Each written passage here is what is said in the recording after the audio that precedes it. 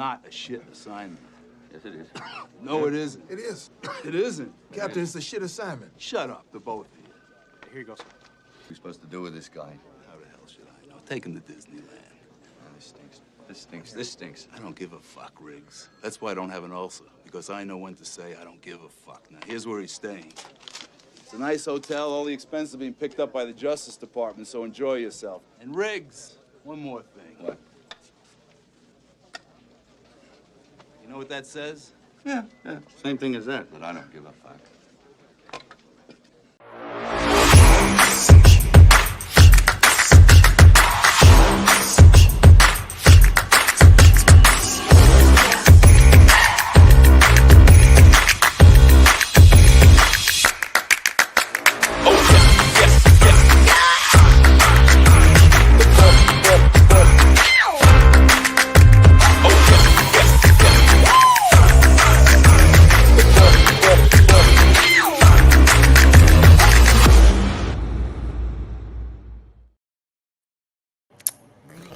Welcome, sir. Captain. It is great to be here with you two gentlemen tonight. Thank you so much for having me. That was a fantastic intro. Thank you, guys. We appreciate it, brother. Thank you so much for being here. We appreciate your time. So, we're just gonna dive right into it, man. We know you got a lot on your plate right now. You got some projects in the air going on with your very first feature film that's going to be coming out here pretty soon. We're going to get into that, but first, we'd like to know where it all started for you when it comes to Zack Snyder, man, and his films. God, for me, it started with I would have to say Dawn of the Dead. I saw Dawn of the Dead, and Snyder was on my radar ever since. I was excited every film, anything that he did from then on. I was a fan. I will admit I had a little bit of trepidation when he took over for DC because I know what kind of director he is. He's a visionary director, and his visuals were amazing. But I was a little bit worried when I heard he was directing Man of Steel, and then when I saw Man of Steel, it blew me away, and I never had another worry about Zack Snyder again. Agreed. Yep, that's we have similar journeys in that respect. When Dawn of the Dead came out, I had no idea who this guy is, so I'm like, that's actually a pretty good take. You know, that was a pretty good take on the George A. Romero version. So I wanted. After when 300 came out, it was like, okay. And I went to the movies to see that. See, I didn't see Dawn of the Dead at the movie theater. Yeah, I didn't see Dawn of the Dead at the movie theater either because Dawn of the Dead, I seen it on video. But I have a little bit of an oddball story about that. Mm-hmm. And I want to talk to you guys about it just briefly because it's something that's been bothering me for the longest time, and nobody can help me with it. And I know I'm not crazy, but this kind of makes me question my reality. When I first saw Dawn of the Dead, Zack Snyder's Dawn of the Dead, the theatrical version of Dawn of the Dead, I distinctly remember Dawn of the Dead having an animated opening sequence. I distinctly remember when the girl runs out of the house, when she's running out of the house after her boyfriend becomes a zombie and all that, and she's running out of the house to the car to escape. Mm-hmm. That entire sequence, there was music playing. That entire sequence was animated up to the point where she gets in the car, pulls away, and drives off. And then the Dawn of the Dead logo comes down, and it's a yellowish, drippy zombie-like logo. That does not exist anywhere. It's not on the internet. It's not in any existing copies, because I had the movie on DVD. I had the movie even on VHS. Mm-hmm. Okay. And that opening is not there. It's not anywhere. I cannot find it. I cannot find any evidence that that opening ever happened. And I went on, and I even went on, I put in a search, a zombie movie directed by Zack Snyder. I think I put this in Google. Zombie movie directed by Zack Snyder with an animated opening sequence. Okay. I put that, I think I put something, I'm paraphrasing, I put something like that to the effect of, in the Google search, and Dawn of the Dead came up. But that's the only thing that I have that even slightly corroborates what I'm saying to you. I have no evidence that this was the opening, but this is the opening I remember. I remember that when I first seen it. I remember several years ago watching it. I remember the last night I was at my parents' house before I moved into my own apartment. I remember watching Dawn of the Dead that night. The memory sticks out to me like it was yesterday, and it still had that opening. That's insane. I know that I'm not crazy, because I remember it so vividly, and I remember it so, I could draw it. I mean, I remember it that vividly. It's ridiculous. Mm-hmm. So I'm struggling with this, because this is something that's been bothering me for a long time. I cannot figure it out.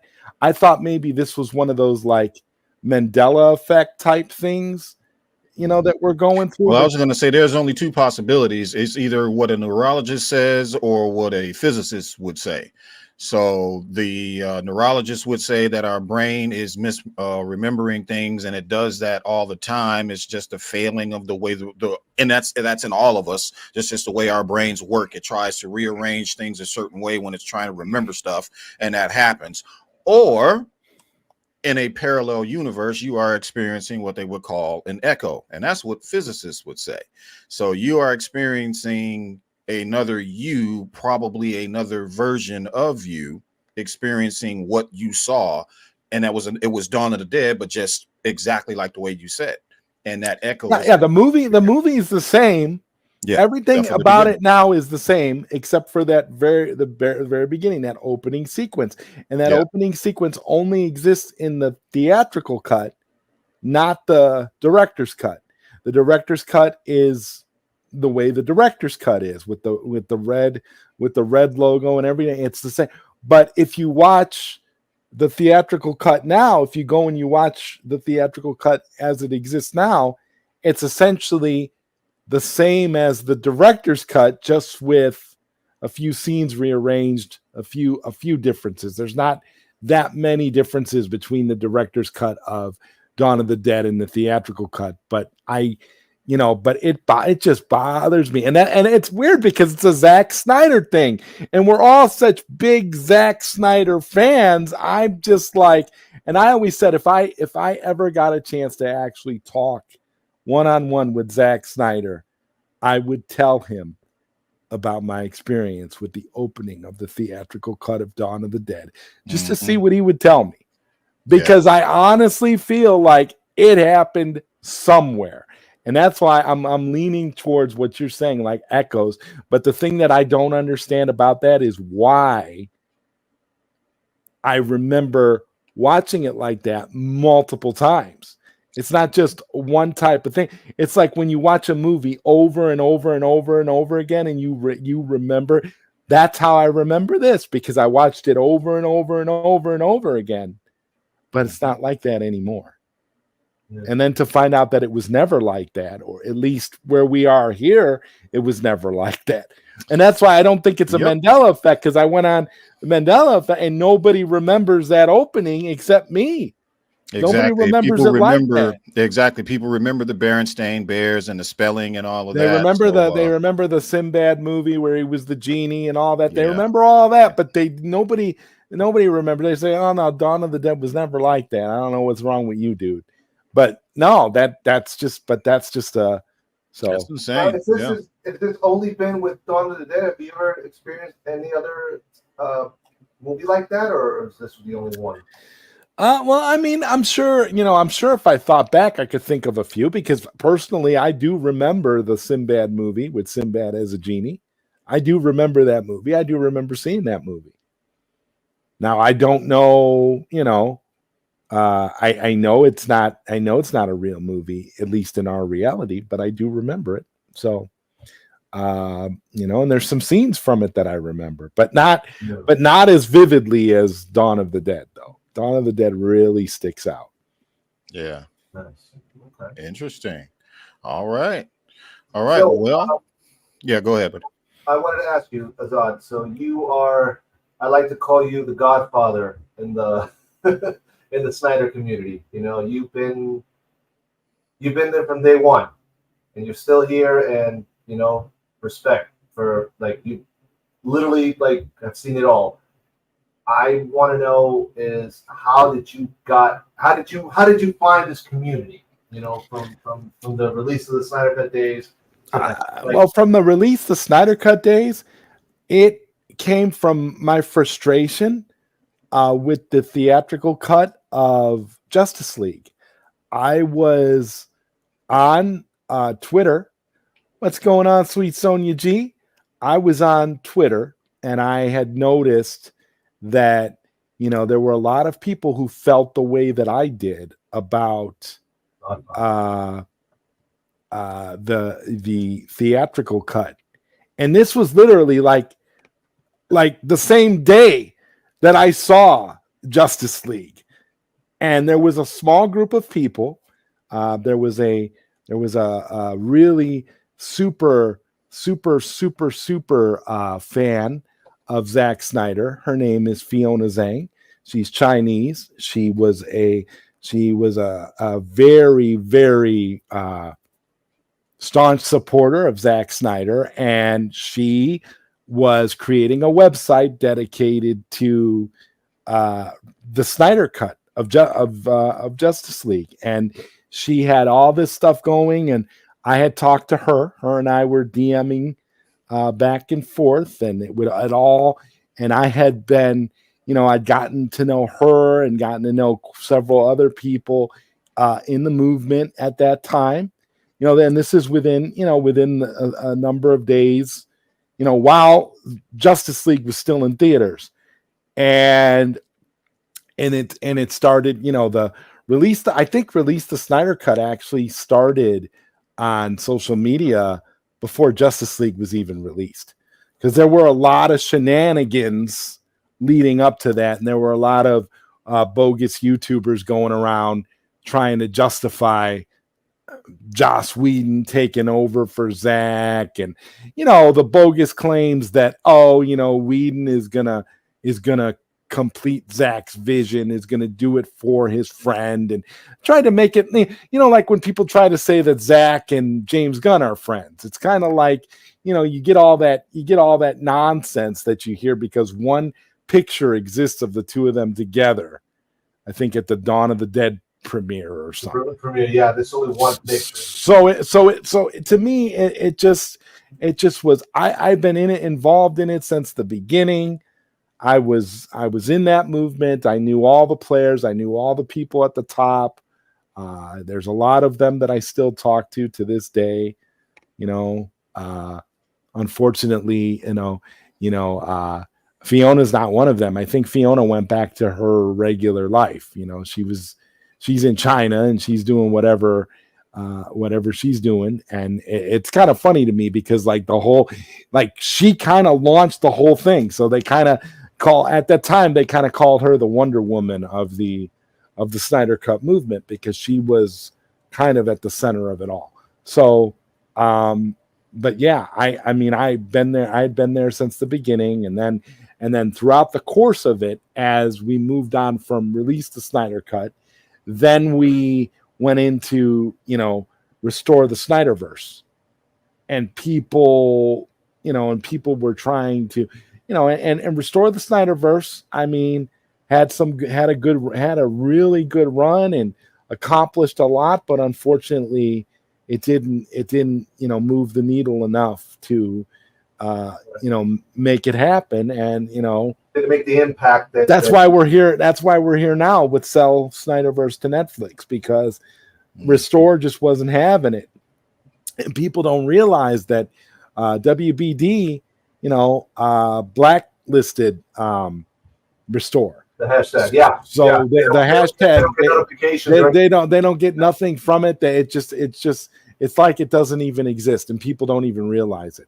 It doesn't even matter if it trends, because they're not. That's what I was going to say. Because they're not paying attention to it. It's a muted hashtag for that company. That company does not see any Restore the Snyderverse, and they're not going to acknowledge any Restore the Snyderverse. And that's what people don't understand. And this is something that I wish that we in the Cell movement could push more as a reason why you should really be behind the Cell movement more so than Restore, because Restore is not being seen in the way that you want it to be. Right. Mm-hmm. But also Restore. I'm sorry. The Cell has a different message. It's going towards Netflix, because we tried for a long time to reason with WBD to please, we are paying consumers. We will pay top dollar for this. Just give us what we're asking. They didn't want to, so we took our business to Netflix. The unfortunate thing about all that, though, what you're saying right now, the unfortunate thing is that we still need WBD to broker the deal. Without WBD, you can't have a deal. Right. So that's the only problem. I mean, we can say all we want that we're talking to Netflix, we're not talking to you, but at the end of the day, you need WBD to broker the deal, and it's always been my issue, that you need WBD, so you can't fully cut them out. You can try, but at the end of the day, it's kind of like you're stuck between a rock and a hard place, because you don't really want to deal with them. But at the end of the day, if they come out and say, well, no, we're not doing that, no matter how much money Netflix offers us, then it's all for naught, because because they're the ones that own the property, and they're the ones that have the final say as to whether or not it can be done. That company would have to be, and that's what I was saying the other day. It's almost like they are licensing everything else around. It's like they're slowly circling the drain. Zack Snyder stuff is dead center in the middle, but they're purposely, because they still make money, make money off of Snyder's stuff. That's why they don't want Snyder, but they do like the fact that they can continue making money off of Snyder's content. And that's the one thing that I think is really could work in our favor for Cell, that eventually they're going to get to the point where it's like, we need the money. And if Netflix makes them a good enough offer, again, it's an offer that they can't refuse, they're going to take that offer and they're going to be like, sure, go ahead, do what you want to do. And that's what I think, because things are not going well for WBD as a company. We know this. I actually was checking out, because I trade, part-time, once in a while. Mm-hmm. And I've been looking at their stock. I haven't bought any stock from them. I don't want to, but I've been studying and looking, and it doesn't freaking move. Because when you do all stock, it does is drop. It's not going up. Right, but it doesn't. But if you want to for instance, you want to trade and just make a quick buck out of it. Thank you. It's stagnant. I mean, isn't it down to isn't it at nearly $5 a share? Is it any higher than that? Because I thought when I saw it was around $5. It was $5 a share. That's hostile takeover money there. It's $8.27. Yeah. Okay, $8. Well, yeah. So I mean, it's not good. By the way, Zod, your friend here, Sweet Sonia, just joined the podcast, so I just want Yes. to give her a quick shout out because this is what we do here in the Lethal Geeks podcast. Everybody's welcome. It's all about family. It's all about fandom. So, Sweet Sonia, thank you very much for joining. And Sweet for Sonia, that, welcome to the channel. you get a drop.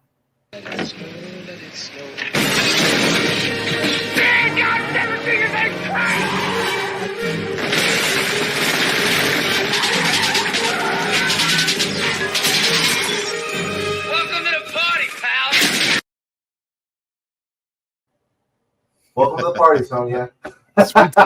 Sweet Sonia G is also in the One Punch Stand movie. She has a nice. has a great Oh, Speaking of has a which, great character in the film. So all right, awesome. That's awesome. all right.